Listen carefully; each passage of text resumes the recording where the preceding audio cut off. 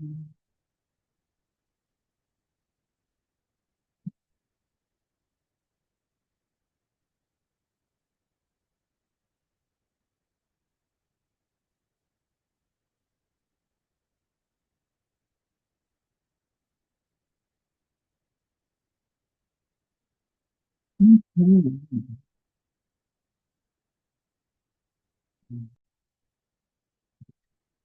Yeah, it's like we're live on YouTube, no, on Zoom, but are we live on YouTube yet? Let us see. There we go. Yes. Okay, awesome. Good morning, everyone. My name is Sheila Corona. Welcome to New Light Streaming Love. If you are watching this later on Sassy Seer Sheila, I highly recommend that you come over and subscribe here as well. There will be less and less of me over there. I keep saying that because I keep meaning to put these recordings over there, and I haven't done it. But I did do a special, very short recording that I'm putting up over there, and this one actually will go over there because I'm going to do something a little different today. I am going to do some cards for the collective, no doubt, because that is what this is supposed to be. But it's also Morning Mojo coffee chat and card pull, right? So I'm going to start by there's something that came across my field this morning that I've wanted to have conscious conversations about. So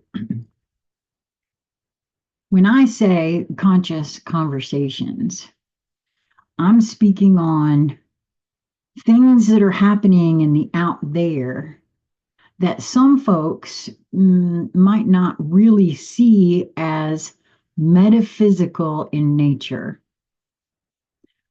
But for whatever the reason, and I do think I now understand part of that reason, I do see them as being metaphysical in nature. And what I mean by that, I'm going to play you about a 3 or 4 minute snippet of a conversation. Well, actually, it's the remarks that were um, being made by RFK Jr. to his, because he has now been confirmed, and he was doing these remarks to his folks that will be working under him. And as soon as I heard him speak these words, I wrote some of them down. I knew, whether he knows it or not, and this has happened before for me. I've heard this kind of thing with Trump. I've heard this kind of thing with others, whether they know it or not, believe it or not, are at all aware of it or not. It is the underlying energy of source, of God, of the universe, whatever one wants to call it, that inspires this sort of language. And not only that, but yesterday's card pull. And if you didn't see yesterday's Morning Mojo, highly recommend you go back and just take a peek. And what turned out to be, instead of catching up with Crystal and Sheila last night, what turned out to be a shorter version of Intuitive Hangout. I was reading for a reader called Charlotte in the comments, and I felt that card and that sentiment in this speech, in this portion of this speech. So without further ado, I'm going to share my screen, and I've already got it keyed up to the place where what he is saying is what you'll hear. And I wrote down a certain part of it, but just take a listen to this. Just if you don't like what's going on in Washington, I get it, but I'm telling you, just take a listen. He delivered these remarks according to this February 18th, 2025. He is speaking to the employees, his staff at the Department of Health and Human Services. Listen to these last little bit of remarks here. Finally, I'm going to ask you to think about. Oh, you know what? I'm going to stop sharing here because I don't think I optimized it so that you could hear it. Share the sound and optimize. There we go. So here we are. And so let's see. Here we go. Larger challenge to this agency. If we're really going to end the chronic disease epidemic, we need to recognize the connection between the physical decrepitude that now beleaguers our citizenry and the pervasive spiritual malaise that has left so many young people feeling alienated, dispossessed, disconnected, purposeless, and hopeless. It's actually not just young people that are feeling that. I want to say this right now, and I'm going to go ahead and turn that. I'm afraid you guys might not be able to hear what he just said. In my view, it's not just young people that are feeling what he just said.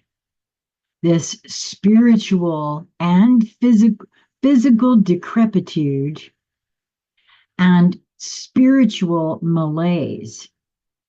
I don't think there's a being on the planet right now that's not feeling this in one way or another.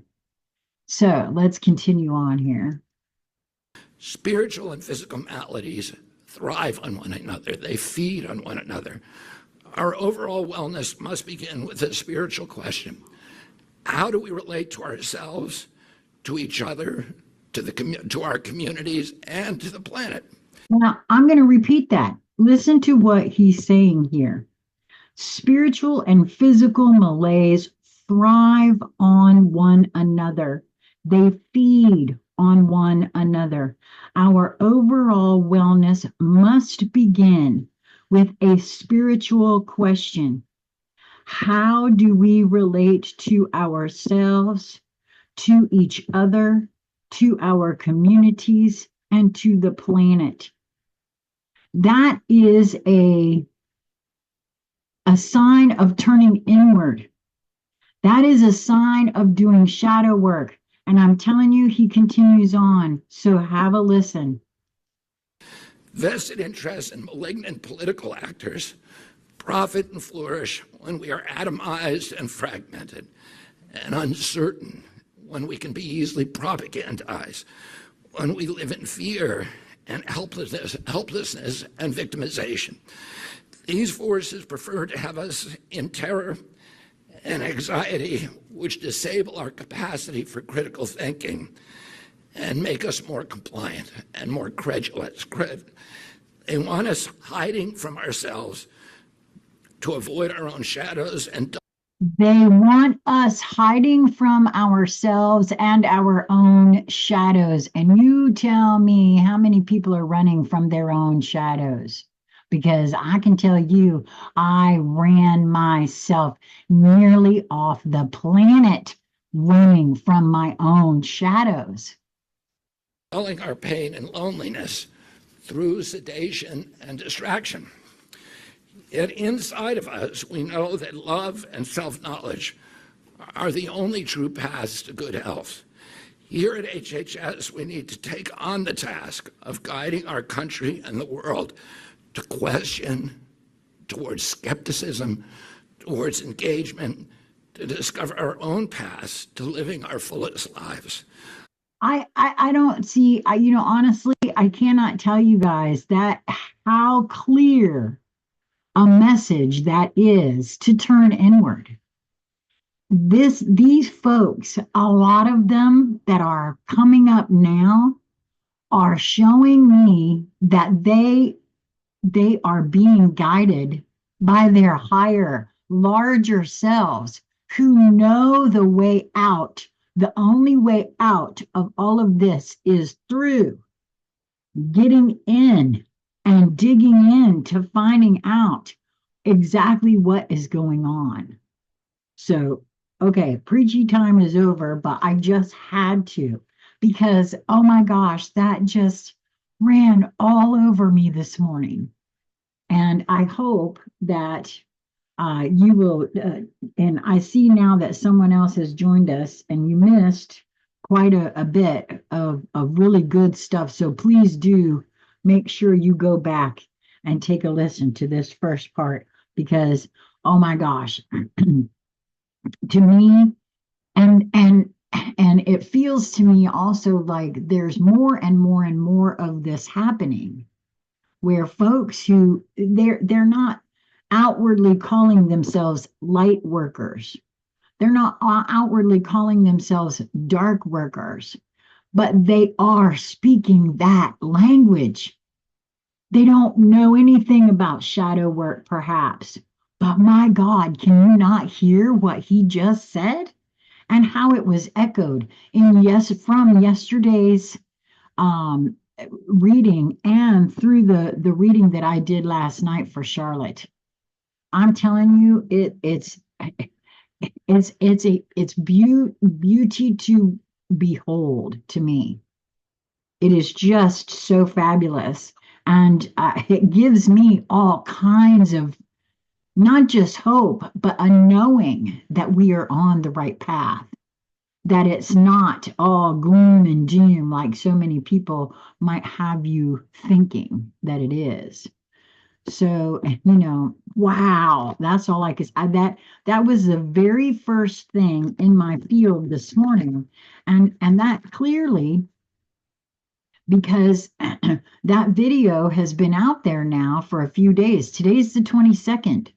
And those remarks were put out on the internet immediately following the remarks, which he delivered on February the 18th. So all I can say is if one is truly paying attention to themselves and to what is going on out there in the world, you can see very clearly what is happening. Oh my, okay. So the very first card that came out from the fairies is the Soul Shrinker. And let me just say this about this card. Okay. There are a lot of folks who, particularly when it involves the political, which that whole thing is viewed as political. So it's actually not lost on me that this would be the first card, specifically since I put that out there. Oh, and part of the reason I did that is that these are the kinds of conversations I'm interested in having with anyone who wants to have them. I'm in particular looking for folks who are willing to have these conversations in Zoom, recorded, that are willing to share with everyone. Because here's the other thing. For some reason, especially in this country, having difficult conversations is something that has been totally lost. The art of having a conversation, and even when folks disagree, whatever happened to agreeing to disagree and moving on and continuing to have that conversation? It's like it's almost as though that's become something that, oh, that's a no-no, can't talk about that, can't do that. And I say BS to all of that, because of the fact that words mean different things to different people. My definition of surrender got all kinds of screwed up. I shared that with folks last night. I shared that yesterday. I will share it again today, based on how I was raised, how I was treated when I started going in and rectifying some situations. If somebody said the word to me, surrender, oh, no, I'm not going to surrender nothing. It's going to be my way or the highway because finally I'm in control. And that was a total overcorrection and not at all what, like, let's say this deck right here, the surrender deck that I was nudged to buy for myself means. So that's a really good example. The word love means different things to different people. Um, and this is the way of the world. And so when we hear things being said by folks, there's always more than one way to see something, to feel something, to understand something. Yes, you might take it in one way, but is that the only way to take it in? No, not at all. If we get real stodgy and rigid in the way of thinking, oh, sure, I guess it could be. But at any rate, this card being the first one to come out from the fairies, it tells me that someone who may tune in to this and see that that's the first thing I put up there might even shut it down or call me names or whatever because of the silliness that is going around right now. However, um, I think it's important to know because I'll tell you what this talks about here with the soul shrinker. The key words here are cruelty, malice, gossip, curses, destruction, and blessing. The distasteful task of the soul shrinker is to observe what we say to and about others, especially the mean, nasty, and unnecessarily critical things. By observing our behavior this way, he reflects it back to us, makes us more aware of it. This is a bodhisattva, a spiritual being devoted to helping to bring about the enlightenment of all. And I really do feel like that's exactly what has been going on the planet. When folks really tune in, that's why I said, though, to me, those words were very metaphysical, whether RFK Jr. realized what he was saying or not. Uh, so, this is a bodhisattva, a spiritual being devoted to helping to bring about the enlightenment of all type of job. And it requires great compassion, understanding, and forgiveness if the soul shrinker himself is not to be dragged down to our level. If we are just inwardly spluttering, looking for words, he may even suggest to us the words that express our feelings and energy. Then it is our choice, our test, whether or not we say them. There are two important things about malicious gossip, unnecessary criticism, verbal cruelty, sarcasm, and, quote, scoring off of others. One is that it demeans the speaker, makes him less, makes his aura darker, and encourages the behavior as a habit, continually eroding the brightness and potential goodness of the speaker. The other important thing is that this is a way that we actually curse others, because that energy goes out to the other that is being spoken of. And I know this to be true. When I was holding a very close loved one to myself in disdain for their behavior instead of seeing them as whole and healthy and on a good path. It's like there was more of the same always. Whenever I was around that being, I saw more of the same of what I was feeling and thinking and expressing that I was seeing.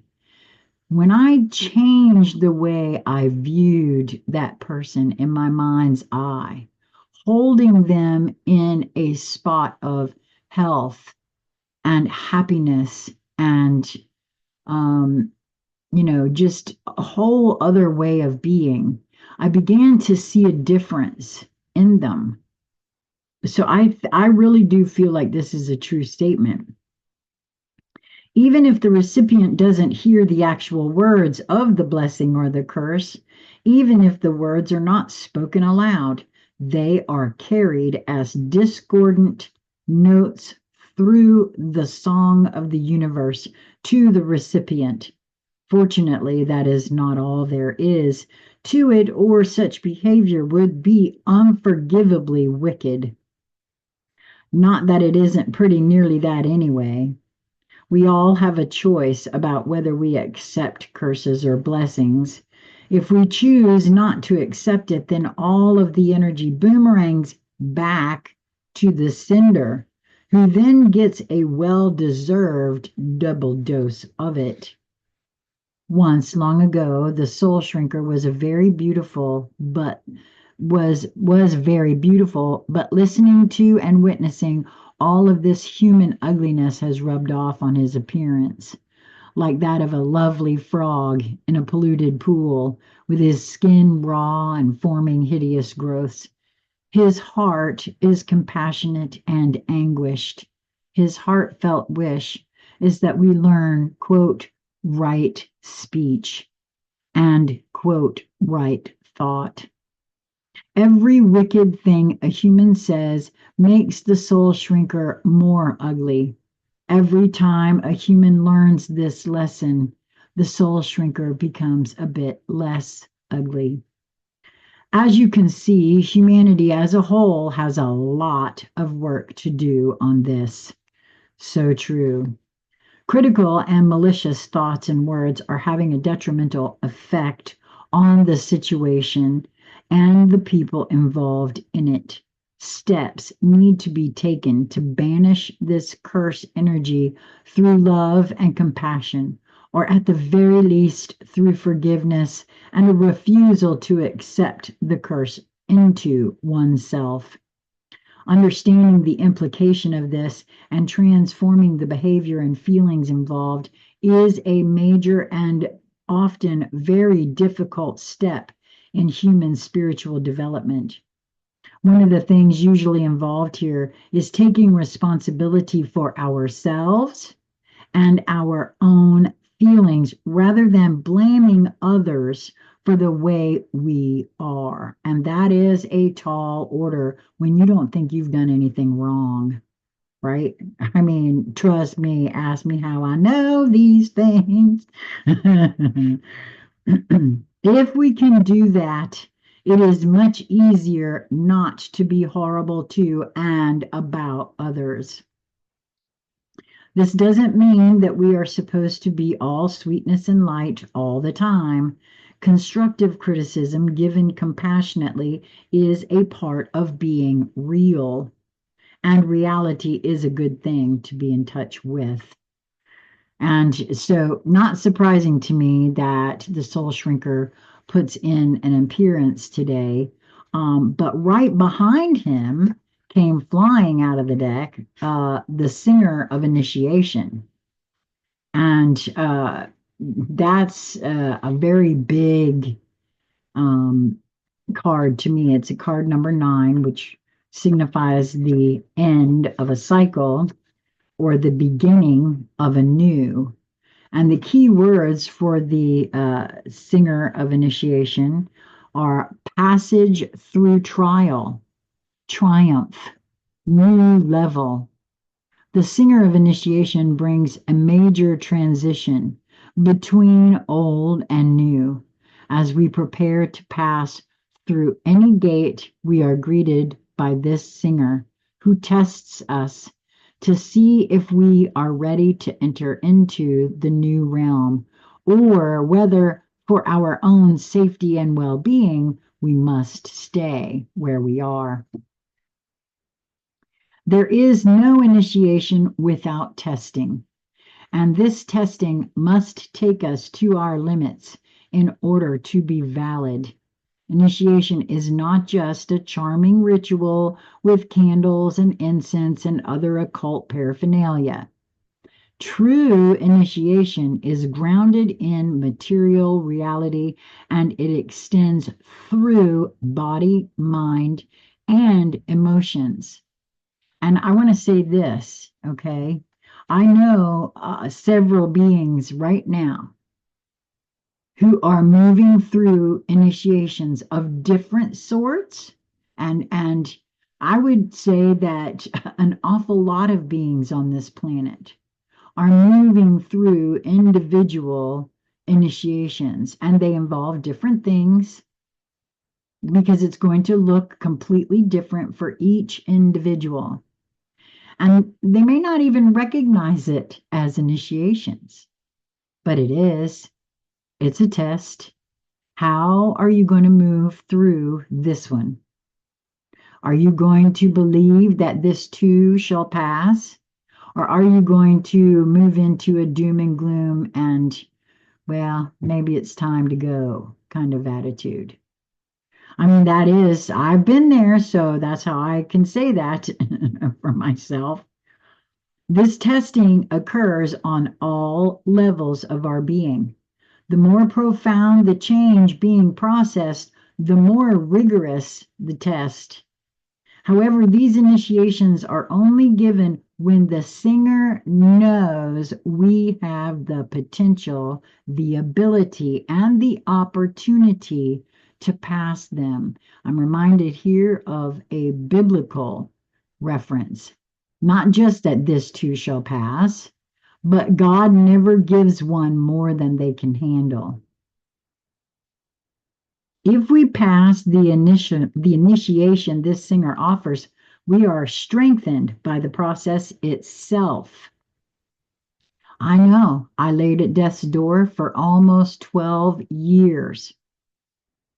And I rather than die and leave the planet, I finally began to see a thing and understand a thing and move off and away from that thought process, the whole thing, taking my life back into my own hands. In working through it, we learn something about ourselves, and we move finally and irrevocably from one way of being to another. This card signifies breakthrough. Drawing this card notifies us that significant change and challenge are both occurring in our lives, with the potential for moving into a new realm, which involves a new way of being. This major change has been building for a long time, and the moment is now here to meet this challenge. We may already be aware of the initiation process, but perhaps have only seen it as bad luck or fate. It is neither. It is an opportunity to see if we have deep down truly learned the lessons we have been working on or are willing to apply them in our lives. Often, knowing just what the initiation is about can seem one of the most difficult aspects of the process. However, once passed, it eventually will become clear in hindsight. For now, we only need to know, as this singer said to one Oracle group member, it can be done. Look with your heart. The presence of the singer of initiation in a reading often presages a period of success, of seeing, accepting and using our own powers at a higher and more ethical level. We move into greater fulfillment of our potentials. It also means taking on a new level of responsibility for ourselves and in the world. The gate is open to us, but we must take the action of stepping through it, which is very, very true in many ways. And if one is moving through something highly difficult and not really understanding what is happening to one, I highly suggest that perhaps that is an initiation. Perhaps you now find yourself in the womb, in the void, the womb of creation, where the old you must die and the new you is being reborn. And this is a difficult process, especially when when one thinks they've made it. Because hey, I think I've made it, and I get shown all the time. Oops, no, I didn't. Oh, I thought I did. But this is a journey, not a destination anyway. So there are going to be many, many, many initiations along the way.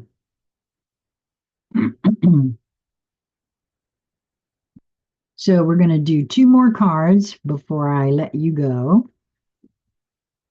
We're going to do one from the Alchemy Elementals by Shaman Direct, and then we're going to do one by the Rumi Oracle by Alana Fairchild and Rasuli. And then I shall be about my day, and I hope that you will be about yours. I'm going to take this opportunity while I'm shuffling these beautiful cards to say that I am looking for participants to the new book club that I'd like to form to begin sometime in the month of March. For those who might be interested in getting together for 2 hours a week and reading together the Celestine Prophecy book. I've never actually read the book. I've seen the movie. If you think you might be interested, but you'd like to see the movie, let me know. I can work that out for you in some way. Ooh, that one. We've had that one before. That's interesting that that come up with everything that's come out of late about Stargate, because to me, that is what that looks like. But I want to see another one, please. Another, ooh, that one. Okay. Another jumper. Ooh, we haven't had this one. Okay. Because I really do feel as though, and I live in community, and community is not easy. It never is easy because everybody has to decide that that they want to live in community and be able and willing to look at things that they would normally not accept or not like, or that sort of thing. Just because I've always been this, that, or the other doesn't mean that that's been a good thing, and it doesn't mean that I have to continue my life on that way. And living in community in this way has been so helpful for me. When you live with people who are aware of the metaphysical side of life and are working on their own shadows, as well as what I'm doing, working on mine, it really makes that easier in many ways. And much more enjoyable, so much more enjoyable. Sometimes it's a little difficult, you know, uh, in the moment, in the heat of whatever moment is surfacing, especially if you're, because, you know, hey, I'm an old lady and I've done a lot of things one way in my life. And so learning to be a different way to challenge my programming and conditioning has been an interesting exercise in and of its own self. But it has been such a pleasure to be able to see myself. And I found out quite by accident as I started learning about astrology that that actually shows itself in my chart.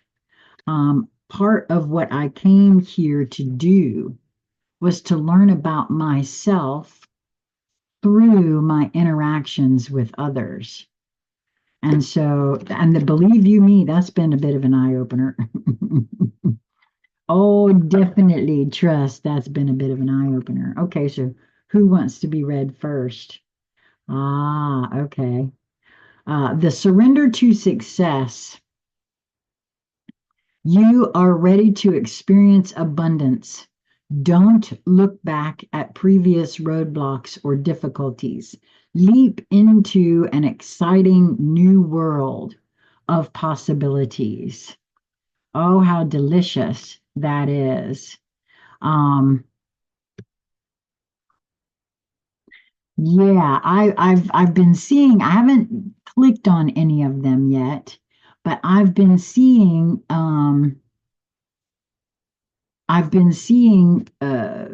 where other tarot readers have something for Libra.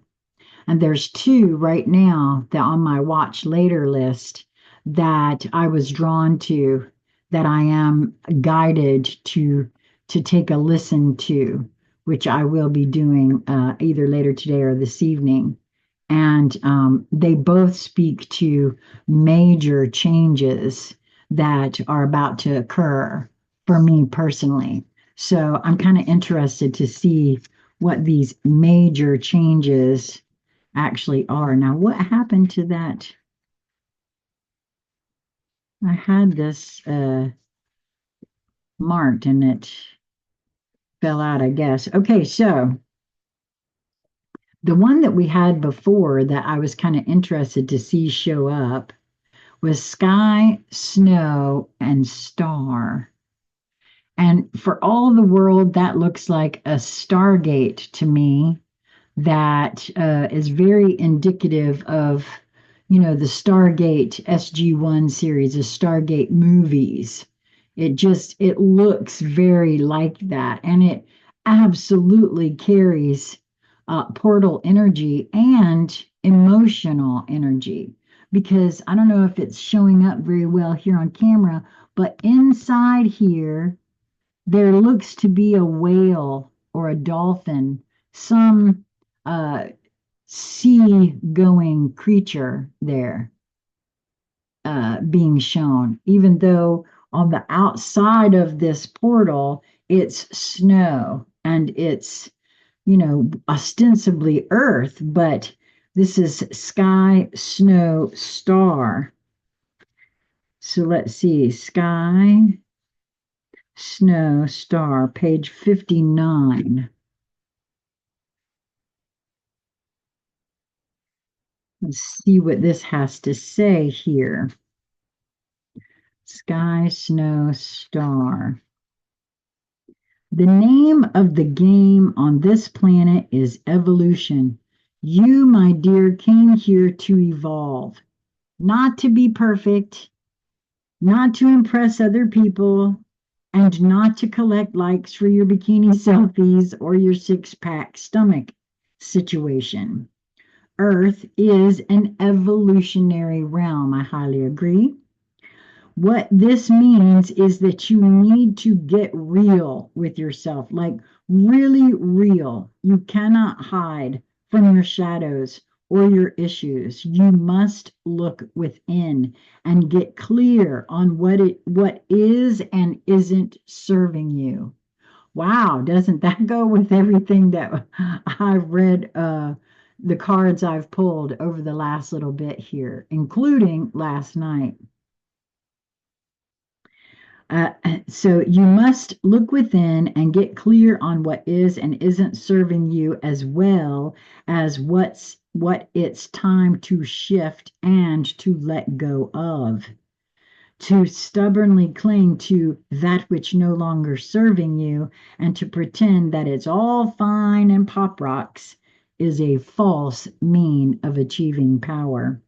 And babe, you're far too lit to settle for false power. Take some time out for introspection and self inquiry and acknowledge the triggers and the traumas that are ready to be transmuted. It doesn't have to be hard or painful or labor intensive, although it could be. I know for some that I'm aware of, it is. It is very hard and very painful and very intense. These aspects are simply inviting acknowledgement so that you can gracefully move on and reclaim the true power that is naturally yours. Wow. That's about all I can say about that is wow. And being that the number on the card is 43, to me, that's numerologically, that's a 7, and that is a divine number. And now the other one that came out from this deck was Water, Spring, and Star. And it is on page 45, which is a 9, but on the card, it's card 31, which is a 4 numerologically, which is foundation. It's all about foundational energy. And for me, there's a lot of portal energy in this one as well. And emotion, because again, there's water in here. You are being beckoned into a journey of discovery. Gather your courage and your faith, my love. It is time to let go of the old and to venture into the unknown. But let's be clear. This journey has nothing to do with obligation, expectation, or have tos. And it's not about goals or achievement or arriving at some great and grand destination. Well, didn't I just say that it was a journey, not a destination? Oh, how interesting that is, right? This is a journey of desire and discovery, which I highly, highly, highly agree that that's what I've been doing most most intensely since 2017, really. I think it really started with my awakening to some of the geopolitical corruption and that sort of thing in 2009. But once that really took hold, and then I kind of woke up to what I was doing to myself with the medical industry and not taking my own health into my own hands. And then my mind got even clearer after I started doing that and got myself off of all those medications. And then in 2017 is when I really, Lisa Flamino Rush came into my life. And it's been on like Donkey Kong ever since, man. I'm just saying the whole initiation into looking at me from an entirely new angle really truly began in 2017. So this is a journey of pleasure and passion and all that you could possibly want. Allow yourself to let go of everything you thought you were and everything you thought was required of you, and let yourself be guided by your deepest yearnings. Oh my God, that sounds so much like move in every moment towards that which brings you your highest joy. Because that is, for me, that is what this entire thing has been for me. That I never allowed myself until 2017 to really start getting to know, well, who the hell are you anyway? And what is it that you really want out of life anyway? I've been all these things to all these different people, but I never, ever, ever slowed down long enough to ask myself, who do you want to be? What do you like? What do you want to do with yourself? No, I was too busy trying to fulfill somebody else's idea of whatever a good little girl who's supposed to do this and supposed to do that should be, do, have, whatever. The deeper you allow yourself to delve into your authentic, heartfelt longings, the more you will discover about yourself and the world. And boy, I'm telling you, that's a true statement. Absolutely true, if you ask me. There's no two ways about that. I mean, that is just so smack on. And our final card for today from the Rune deck is the Star Mother Arrakis, which, by the way, I didn't say this. The Soul Shrinker was card number 55. Double nickels, double the change. That is what 5 means to me, change. And sometimes intensive and can be upsetting change, right? Well, again, I told you my black moon Lilith is is in the primary fear is the fear of change. Great, right? So that's something I know I came here to look at and overcome for myself. So the Star Mother Arrakis, be the king who has made his own kingdom. Be the moon that has made her own summit. How much longer will you coo like a pigeon? Empty your head of all mortal lusts and become life without breath. And you will not call out for God anymore, for you have become immersed in God. That's a quote from Rumi. Your star mother, Arrakis, dances with your soul on the celestial inner planes. She dances in the embrace of Father Sky, shining white and pale, deep in devotion to the light beyond all that is. Arrakis, dancing star of the heavens, incites our souls to feel the rhythm of life and surrender to it in flow, in grace, stumbling, and in play. Like a child who thinks not of the quote, right steps, but just moves with music and with joy. She reminds you to dance freely and from your heart.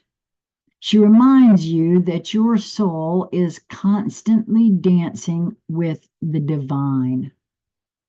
What better way to connect with the joy and beauty of your soul than to mimic its movements? So dance, beloved. Let your being dance. Oh, Arrakis, your bright beauty penetrates even the darkest of minds to remember, remember, remember. She calls out, her voice is music to our hearts. Quote, you are a child of heaven. You are born of such regal stuff, dear dancing child of the stars. When you suffer, I send you my comfort as stars falling from the sky. When you triumph, my dance becomes wild and light erupts from my heart in all directions. The light becomes music, stirring within you, and with an urge almost inexplicable and yet so very deep and real. To make music, to create art, to dance, to play, to be at one with the joyful, creative energy that dwells within you, beloved. End quote. Star Child, earth angel, divine creature. Your star mother keeps an eye on all the wild games happening in the sacred playground of the earth. She will care for you, righteous and true, shining divine justice and protection. No bully shall prevail over you. No bully from within you shall prevail either. Yeah, I've been quite the bully even to my own self. No lies, deceit, or injustice shall temper your wild truths. Be demanding in claiming her love for you. Learn how to love yourself as she loves you with wild, unconditional, passionate regard. Be like the child wailing for its mother. Mama, come close. Then she descends like a torrential downpour of devotional light. A tsunami of affection is unleashed. A rampage. A rampaging cosmic tigress hurtles toward you, her claws gripping the fabric of the skies as she rushes to protect her beloved cub. She will fight for you against the forces that would dull you and dumb you down, obscure your brilliance, and stultify your free-form dance into strict choreographed movements. She will pour her luminous essence into every crevice of your demanding soul. Nothing can resist her light. All shall be washed and revived in the outpouring of her luminous love. Then, sated and content, you are the child so secure in the love of the mother. You trust in life implicitly and in what it has brought to your door. You do not succumb to untruths. You do not resist because you are safe, held in the love of the mother. You have no need to resist. What is there to resist? Nothing. There is only the loving truth in your world, and all is at peace in your heart. And should there be cause to stand up and fight for love, for freedom, for light, for her truths of unconditional life, respected and honored, well, you shall be particularly equipped for success. When there is that war to fight, you shall be the warrior who defends the motherland, absolute in your devotion to her ways, and empowered through her vast, indefatigable, triumphant power. And shall you bludgeon your way with brute force and fear? Of course not. So here is your guidance. Lay down your old weapons, for new technology awaits you. It is the most magnificent of forces, that of divine alignment, of surrender to the Star Mother and her way of luminous potency. From her great vantage point, the vastest problems of our earthly mindsets are merely in need of a quick whipping by the tail of a comet. And this she easily achieves by flicking a strand of her hair or poking out her tongue. In the hands of a greater being, even your deepest trials will succumb to divine victory.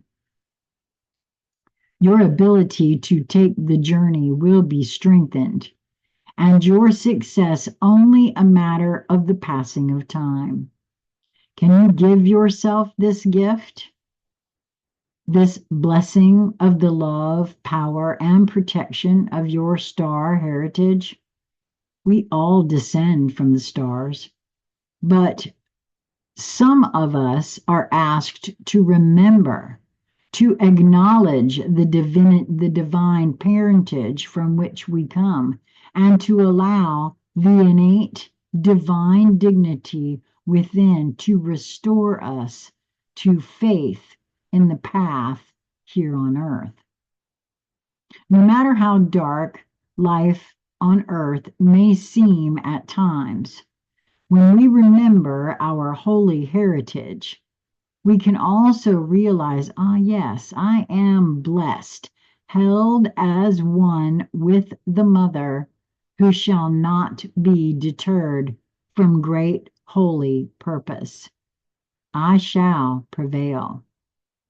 I forgot that and feared, but now I remember and am determined once more.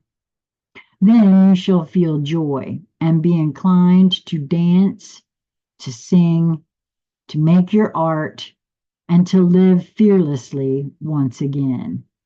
Wow.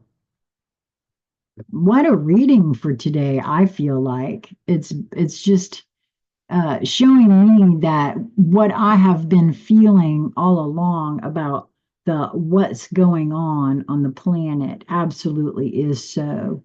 We are moving through an evolutionary shift where the human is remembering themselves in ways that we haven't, not only just in my lifetime, but for eons of time. We've been sold this bill of goods about who we are and how we're supposed to be and what's true and all of this, and none of that has been so. So I hope this was helpful for you, and I hope you enjoyed what I am sharing here. I do think that it is for the collective, but if you were drawn here to this reading, there is definitely most something here for you, as well as the collective. I always feel like that is the truth. Otherwise, you wouldn't be here. And so I hope that you will continue to move towards that which brings you joy in each moment that presents itself to you. It is truly just a matter of perspective and your perception of that perspective. And if something is presented to you that you say, well, where is the joy in that? How can I find joy in whatever this awful thing that's taking place is happening right now? Well, the truth of the matter is, it may look and feel awful, but we don't really know, actually, if it is, in my view, awful until some time passes, because it's been my experience rather a lot, especially of late. I keep being called to see how I've labeled something as horrific in the past that happened to me, only to find out that it was the best thing that could have ever happened to me. Because look at the joy that has come from that now. So I hope that this, like I said, that this was helpful. If you are interested in joining me for a book group where we gather together for 2 hours a week and read this book together, that's not talking about reading it and then getting together and talking about it. I'm talking about reading it, and each member of the book group who wishes to, like, if there's questions or thoughts or feelings or whatever surrounding what was just read, we stop reading and we chat about it. And this has been so helpful to me, and very enjoyable to every one of the members of past groups. And I'm not tied to any day of the week or timing either. I wanted to wait and see how many folks actually wanted to join us and what their schedules looked like. So if you're interested in doing that, do reach out, consciousconversationcentral@gmail.com, and just put book club in the subject line, and also give me an idea of the days of the week, would you prefer daytime, nighttime? Is it, Monday through Friday, or is a weekend better? That sort of thing. Just some idea of what would work greater for you. Also, if you are new to this channel and you have not subscribed already, would love to have you join the channel. Well, there's no membership fee or anything like that, but just would love to see subscription numbers go up a little bit. Also, if you're watching this later and not live on Sassy Seer Sheila, which is my other standalone channel, please do come over here to New Light Streaming Love and subscribe. And, you can meet the other members of the New Light Streaming Love team by going to www.new, that's KNEW, lightstreaming.love. Go to that website and take a look around, meet the team, see what is on offer there. Crystal Hemphill, Journey Into It is her other name. She is, oh my gosh, she's a young single mother, and she has so much on offer there. If you are looking to support a small business, you can support her by purchasing some of her jewelry that she makes or the t-shirts that she has designed. She has courses that are available on Udemy. If you feel like you'd like to have a reading with me, I don't charge for those, because again, folks don't reach out to me unless they're ready to shift. Actually, it has been said of me that I am a spiritual catalyst. And so, just reach out and we can talk. And so, until we meet again, my friends, be well. Mwah. I love you.